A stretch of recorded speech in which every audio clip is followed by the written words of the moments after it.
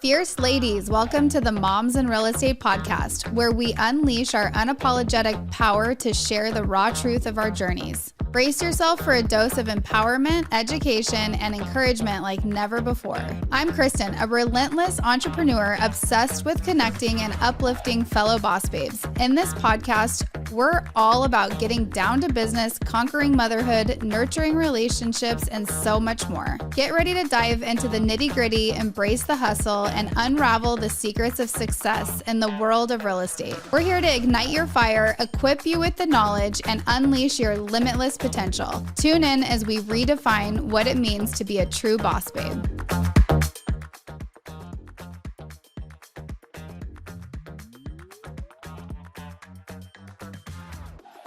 Welcome to another insightful episode of Moms in Real Estate. Today, we have a remarkable guest who's dedicated to empowering women in the real estate industry and transforming their financial futures. Please join us in giving a warm welcome to Sarah, the founder of Real Estate Wealth Planning. With her financial planning firm, Sarah goes above and beyond to assist women in real estate and their families in building and implementing financial plans that are tailored to their busy lives. She understands the unique challenges and demands faced by women in the industry, and her expertise helps them navigate the complexities of wealth management with confidence. In this episode, Sarah will share her invaluable insights, practical strategies, and her passion for empowering women in real estate to achieve financial success. Get ready to be inspired as she dives into the intersections of real estate, finance, and unique challenges faced by women in their pursuit of financial independence. So grab your favorite beverage, sit back, and get ready for a thought-provoking conversation with Sarah, where we'll uncover the secrets of building a solid financial foundation and thriving in a dynamic world of real estate. Welcome to Moms in Real Estate, Sarah. Hey, Sarah, how are you?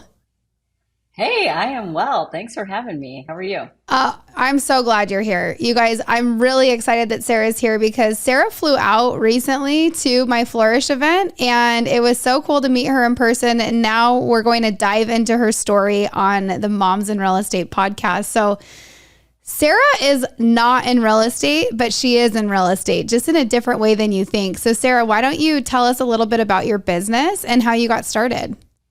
Yeah, absolutely. And again, thank you for having me. I love that you have this podcast because I work with a ton of moms in real estate.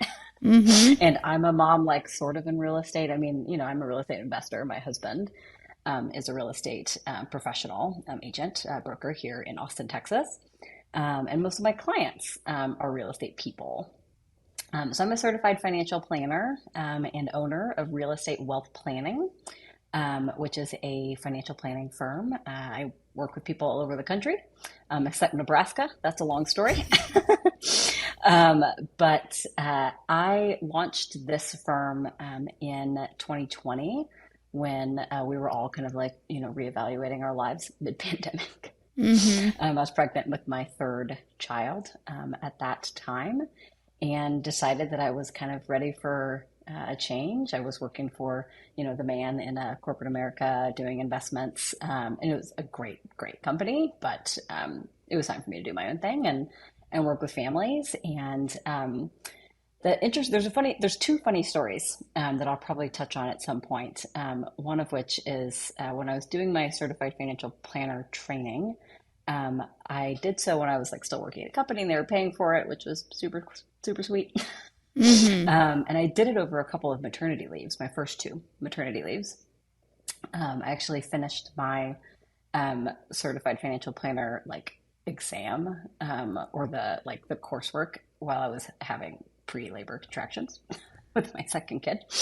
I was working on this project and then was like, oh crap, I think the baby's coming. Well, and I'll tell you that, in the 7 years we've been doing this podcast, I have a book full of stories of women when they're giving labor, doing all kinds of work related things that I'm like, I cannot believe you are doing that in the hospital. So now you just added a page to my book. So thank you. Yeah. No, I know. I mean, I work with, women who are mid-transaction having their fifth child. Yeah. Which is not me. So what made you so interested in focusing on females, moms in real estate? I know that is the majority of your clientele, and that's definitely who you market to. Is that because you're passionate about real estate investing? Is it because your husband's in real estate? Like, why that route? Yeah, so it definitely started because my husband's in real estate, and then the interest just grew based on what I learned. I mean, real estate, if you're a mom, particularly for someone who's changing careers, which a lot of agents are, um, it's one of the best ways to create wealth, particularly for women. Both as just on the sales side and the commission side, because it's uncapped, right? Mm-hmm. Um, and it's a phenomenal way for women, particularly who are in some kind of transition, or who just want to supplement their spouse's income, or if they're single, obviously supporting their family. So it started there. Then the reason why I really focused on real estate, and particularly women, is that there's not many financial planners that are women. I mean, there's like 1 in 4 of us are women, roughly, which is still not great. Yeah. And there's basically no one that focuses on real estate. There's a small handful. There's like a couple of other really nice guys, but they are guys. Um, but the thing is, my husband, he is a top producing agent. He was at a big local brokerage here in Austin, and another quote unquote financial advisor came in and did this presentation to all of the 10 million plus producers at that brokerage. So big group of folks, probably 50, 60 top agents in this presentation. And long story short, she was just saying things that were blatantly false. Like saying, oh, if you invest in this thing, it will always go up. It will never go down. When, all of us that do investments of any kind know that there's a risk and return to everything. Like there's no free lunch, right? In the world. And so she was just saying all these things that were like false to this group of people who didn't know any better and didn't know like how to vet financial advice. And so that brokerage then had me come in before I even launched my company, and just have me teach the agents about how to find good financial services, like how to be a good consumer of financial services. Like if you're going to go find a financial advisor, like these are the questions you should ask, kind of thing. Like ask them how they're paid, etc. And from there, I interviewed a ton of agents, like 10 or 15 different agents, mostly women, because that's who likes talking to me and who I like talking to. And then from there, I just decided that I was going to serve primarily women in real estate. It's evolved a bit. I now work with some retirees as well and pre-retirees. Mostly it's clients of agents. When y'all are doing a kind of a complicated move up or move down transaction, sometimes they'll bring me in.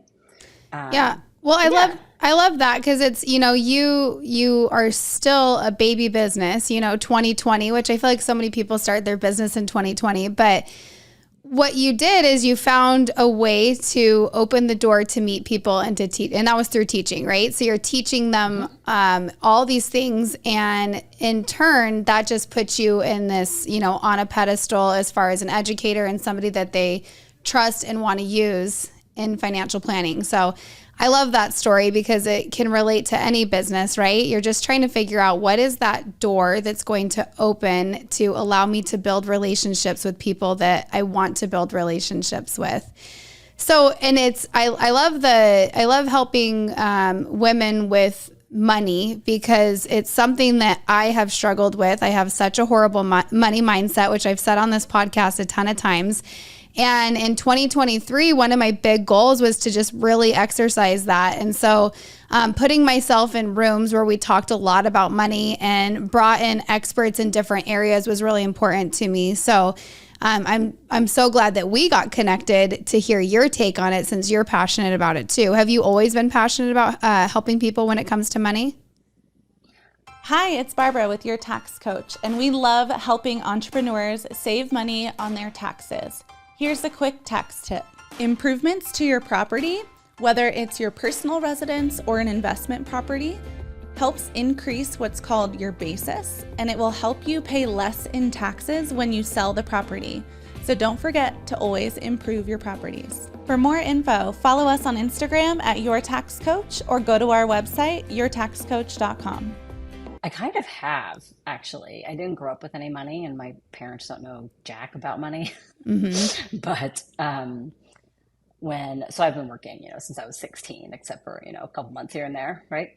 Um, and my first job, I was a barista and made 5.75 an hour in the early 2000s, and was really proud of myself because minimum wage at that time was 5.15. It's over $13 right now. My niece told me last night. I was like, how much do you get paid an Wow. hour? She's like, minimum wage. I'm like, what's minimum wage? She's like, 13 whatever. And I said, do you know I used to make $2 and like 85 cents when I was serving tables, and then minimum wage Yeah. was $5 whatever. And I'm like, Yeah. 13's a lot. Yeah, so I just remember like I remember having to like fill out the tax document that's called W-4. I didn't know that's what it was called back then. When I was 16, and I've just been fascinated with it since. I took this class my freshman year in college that I was like literally randomly assigned to. And it was a small group class with a upper division professor called Credit Cards and American Debt. And I had to write like 30 pages about credit cards, literally when I was 18 years old. Wow. And I mean, by the grace of God, I was put in that position. Seriously, as horrible as that sounds, I wish I would have had to write a 30, Yeah. maybe like a 2-page paper on credit cards, I like know. 30 pages. Yeah, and so I was actually talking with a client yesterday. They're actually professors at UT where I went to school. And they teach other things, but they teach classes like this. And this was 20 years ago for me. And they asked me about their daughter, who's 19 and in university. And they were like, she's getting her first credit card. Do you have any tips? And they were like, what did you do for your first credit card?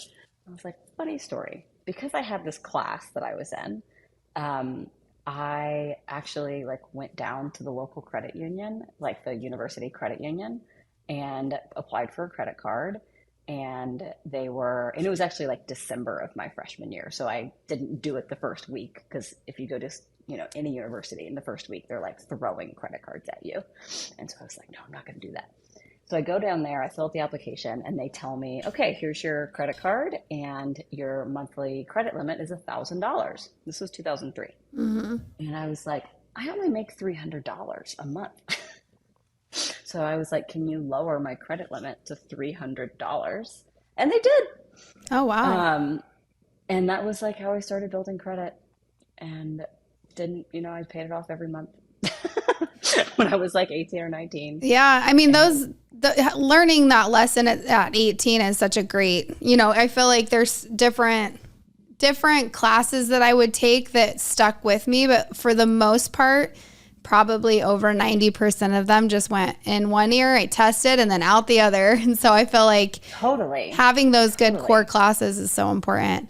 So you have, Oh, sorry. oh no, I want to talk about, you have 3 kids under the age of 5 while you're building a business. That is hard. Yes. So hard. Yes. So tell me, how do you manage that? I'm lucky to have some people around me. That was less so the case in 2021, but for the last year or so, I've had kind of good people. So yeah, my kids are, Lucy is 5, just turned 5. Hank is almost 4, and Ruth is 2. And she is completely uncivilized and not in school yet. So, my kids are the type of kids that are like perfect at school, and then you take them to the YMCA Child Watch, and they get kicked out after 15 minutes all the time. Yeah. Mm-hmm. It's terrible. Mm-hmm. Yeah, don't ask me why that's on my mind today. So we have an au pair currently that lives with us. But we only have her another 6 weeks, and so and then we're going to be kind of on our own in the So fall. you don't get it. This whole thing is so crazy to me. So one of my friends has an au pair, and every year she gets a new one. Like they only come for a year. And so then at the end of the year, they, have a new one come in. I'm like, what if you really love your au pair? And she's like, it just doesn't work like that. But it's so fascinating to me. Like, is it weird to have somebody else living in your house? No, because it depends on obviously how your house is set up. Mine is big enough that, she has her own kind of like bathroom and room, and she's super quiet. So she's great with the kids. But yeah, you definitely have to like interview like really well. I've known people, we've had three, and they've all been pretty quiet in the house, and they've been, 23 or so years old. Yeah. I have heard that people who get au pairs, they're like 18 or 19, that it can be really different because they like constantly want to hang out with you. Yeah. Um, I but always no, imagine when I think ours of have an au been pair, very professional. when I think of an au pair, I think of an older lady. I don't know why. Yeah, it's weird. So in the U.S., it's regulated through the State Department, and so you have to be someone between the ages of 18 and 26 currently. Okay. Yeah. See, I know So very, very little about this. It's just very fascinating to me. Okay. So yeah. I want to know like, what would you say the majority of the women that you work with struggle with when it comes to money? A few things. Other than, I mean, there is mindset, obviously. I'll probably touch on that. But probably the biggest one is understanding the value of liquidity. And by that, I mean just like literally having access to money to make the choices that you want to make. Um, my company is called Real Estate Wealth Planning. And to me, the definition of wealth is not a number. It is the ability to wake up and do what you want to do every day. And if you can do that, then you're wealthy. And you could have, $12 to your name, or you could have a bazillion dollars to your name. Some people that have a bazillion dollars are like clearly not happy, right? Mm-hmm. And so to me, it's that. And so keeping that mindset like as your North Star when you make decisions, both for your business and for your personal life, that to me is the most important thing. And it's also really, really hard to do objectively. So I would say like, we all of us have, colleagues in our life or friends in our life or family members in our life that, know a lot about us. But, they're all relatively invested in us and in the relationships that we have, which is why I think it's really valuable to have external people who are not, who like you, but they're not like emotionally invested in the relationship with you, Yeah. to kind of like call you on your BS, when you need it called. Yeah. Yeah. And then, like the thing about liquidity is that the way you build wealth is literally just by spending less than you earn. Obviously, you need to invest it properly, but investing is not magic and it's not going to solve your problems.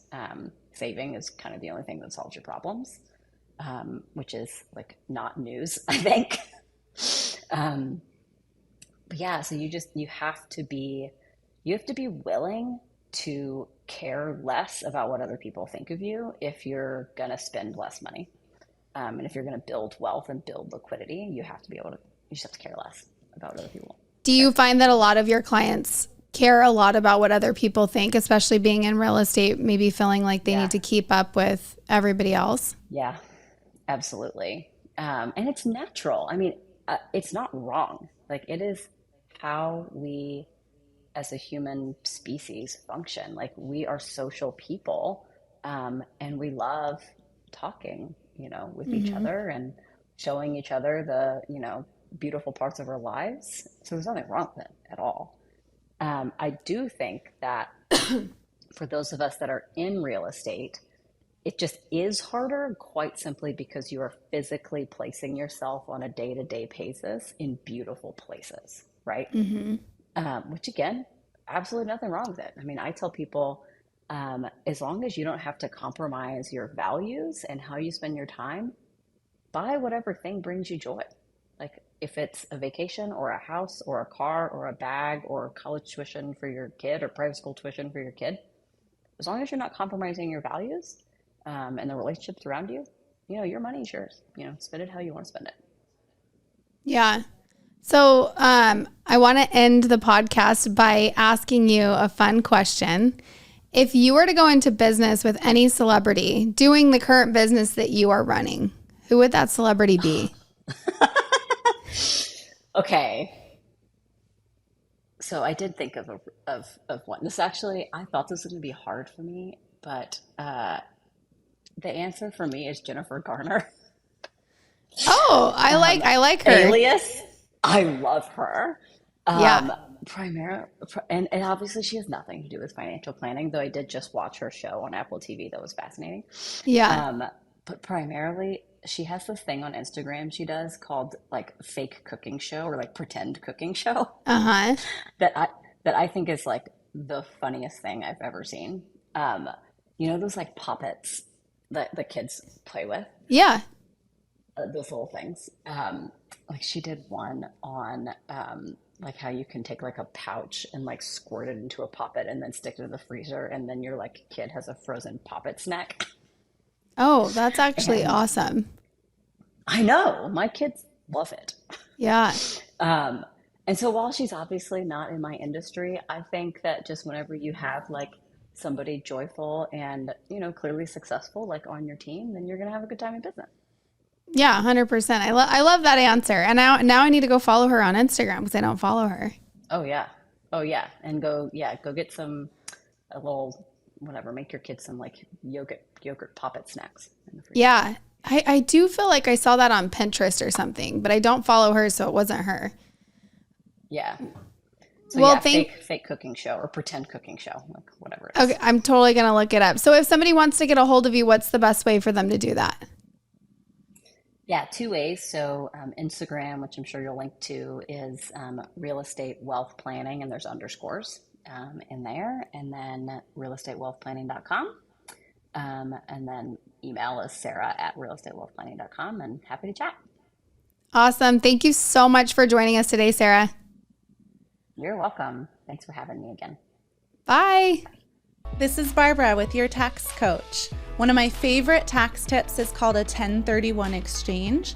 It's where you have an investment property and you sell it for a gain. You can take that gain and put it into a new investment property and pay nothing in taxes. For more info, follow us on Instagram @yourtaxcoach or go to our website, yourtaxcoach.com.